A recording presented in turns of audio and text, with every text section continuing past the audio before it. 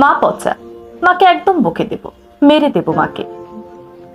মজার ছলে বলা এই কথাগুলো শিশুদের মনে কি প্রভাব ফেলে জানেন? অনেকে আছেন যখন দেখেন মা তার বাচ্চাকে শাসন করছে তখন মজার ছলে বলেই ফেলেন, মা পচা, মাকে একদম বকে দেব।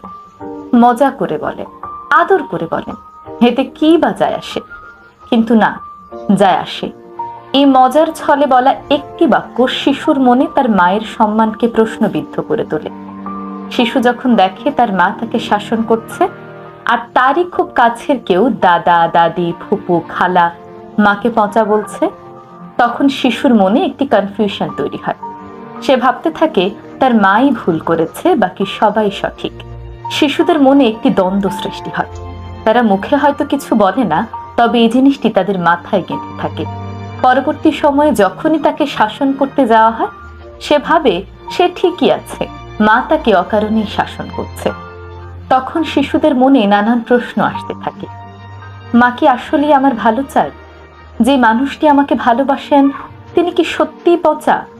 আমি কি তাকে সম্মান করব নাকি করব না? আমরা জানি মায়েরা তার সন্তানদের ভালো চান, আর শিশুরাও যেন এই মানসিকতা নিয়েই বড় হয়। তাই কোনো মা যখন তার সন্তানকে শাসন করবেন তখন তার সেই সিদ্ধান্তকে সম্মান করুন। শিশুকে বলুন, তোমার মা তোমার ভালো চায় বিধায় তোমাকে শাসন করছে। শিশুর সামনে কখনোই নেতিবাচক কথা বলবেন না। মা পচা, মাকে মেরে দেব, এই ধরনের নেতিবাচক কথাগুলো শিশুর সামনে বলা থেকে বিরত থাকুন। যদি আপনার মনে হয় মা ভুল শাসন করছে, তবুও শিশুর সামনে মাকেই সাপোর্ট করুন। প্রয়োজনে মাকে আলাদা করে ডেকে নিয়ে বোঝান, কিন্তু তার বাচ্চার সামনে কখনোই বলবেন না মা পচা, মাকে মেরে দেব।